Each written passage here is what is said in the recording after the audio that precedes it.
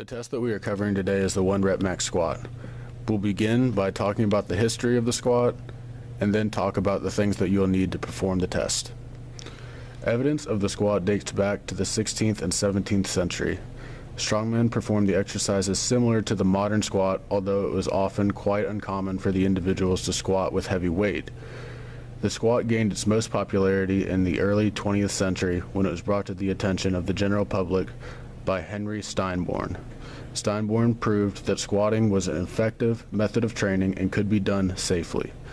He regularly squatted over 500 pounds without assistance of any kind. This paved the way for the modern squat max as we know it. In order to perform this test, there are a few things that you will need. You will need athletic shoes and comfortable clothing, a squat bar or other sturdy barbell, a squat rack, various plates, optional equipment such as a squat belt and protective gear like sleeves and wraps, and a spotter. For the purpose of this video, a spotter was not available. Before performing the 1 rep max squat, you should try to get a good dynamic warm-up in to get your muscles ready to perform the test. Dynamic warm-ups are better to do before participating in activity because it increases blood flow and gets the muscles that you will actually be using in your activity better prepared to do said activity. A proper dynamic warm-up for the 1 rep max squat would include any combination of the following: the PVC halo, the PVC overhead squat, a body weight squat, knee hug, leg cradle, RDL, lateral lunge, reverse lunge, step behind lunge, Spider-Man, and hip extensions.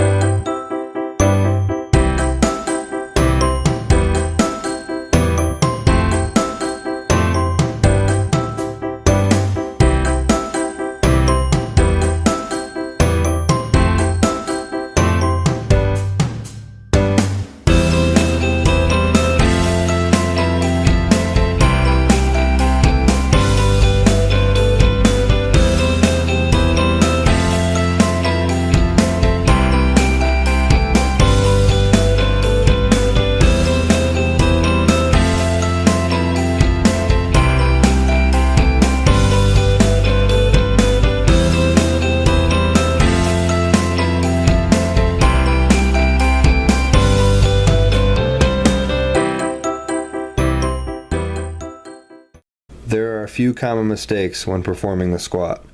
Hand placement on the bar and bar placement on your back are key. These can cause imbalances in muscle strength and development when done wrong. Make sure your hands are evenly distributed on the bar and the bar is centered on your back. Also, to avoid injury, make sure your knees stay in line with your toes. Also, drive your knees out during the range of motion of the squat to avoid buckling. When performing a max rep squat, it is important to progress with weight and not just jump into it. First, begin with a warm-up of the bare bar for 8 to 10 reps. This helps develop the range of motion and give the body another small warm-up before getting into the progression. A general 1 rep max test would be 30% to 50% of the anticipated 1 rep max. This should be 5 to 8 reps. The second step of progression is 60% of the 1 rep max of 5 to 8 reps. The third step is 70% of the anticipated 1 rep max and is 3 to 5 reps. The fourth set is 80% and only performed with 1 rep, which again is followed by 90% done the same way. Your 1 rep max should only be done 1 time. If more weight can be performed, then test for it. Remember to include rest in between sets. The first few sets should be shorter, between 2 to 3 minutes approximately.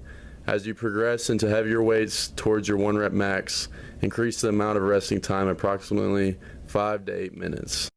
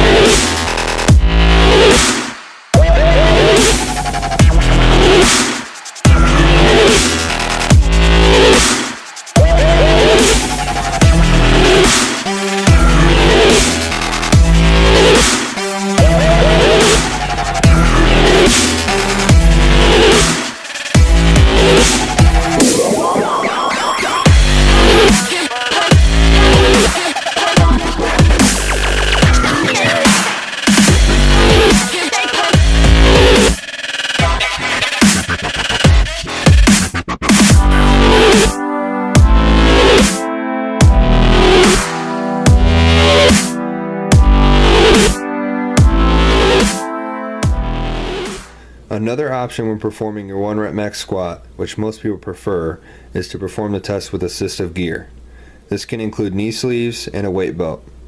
This will assist you in your squatting and improve your 1 rep max numbers. It is not recommended to use this gear during normal training or squatting with weight not close to your 1 rep max.